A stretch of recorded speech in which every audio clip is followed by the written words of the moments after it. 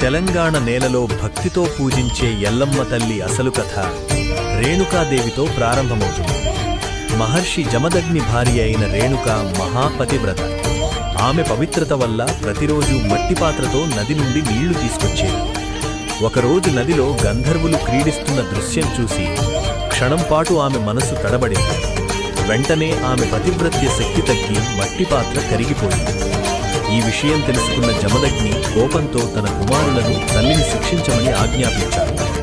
అందరూ వెనక్కి తగ్గినా చిన్న కుమారుడు పరశురాముడు తండ్రి మాటకు లోబడి తల్లి తలను నరికాడు.